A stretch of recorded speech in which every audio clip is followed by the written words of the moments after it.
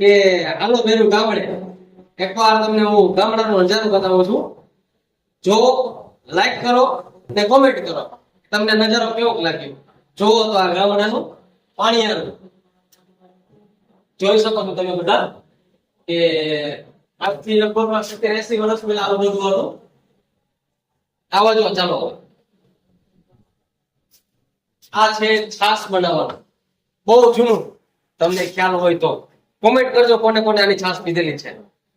એનાથી નાનું જોઈએ તો આને પણ વલોણું કહેવાય છાસ બનાવવાનું.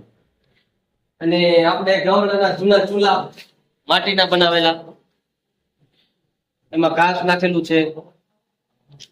પછી આ બહેન અહીંયા રોટલીની તૈયારી કરે છે. આ બધા જૂના વાસણ છે. કાચની બરણી છે, ત્રાંબાના પિત્તળ છે, બધું ત્રાંબાના કરસિયા છે. ત્યારબાદ આ બાજુ આવીએ ત્યારે પિત્તળના ઘણા લોકોએ જોયેલા છે.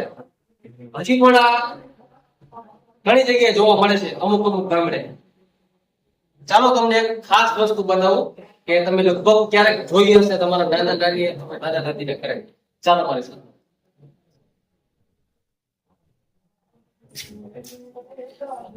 આ છે પેટારો કે જેની અંદર ઘરેણા સોના એવી વસ્તુ રાખતા ગઈઢિયા લોકો આપણા. જો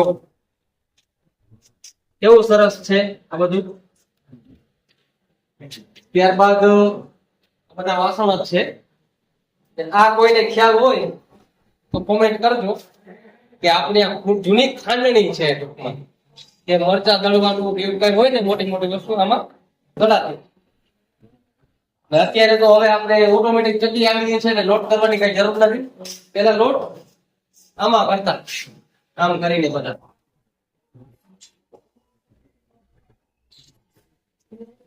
તો તમને કેવું લાગ્યું આ ગામડાનું લોકેશન? આ છે ઢોલિયો કે જેના ઉપર માણસો પેલા સૂતા હતા. જો કેવું છે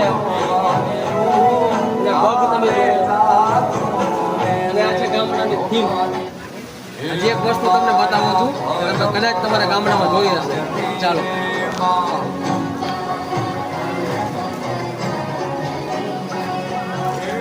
જો આખું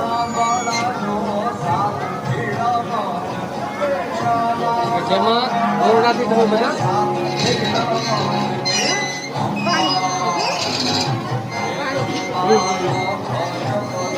ઓકે ચાલો.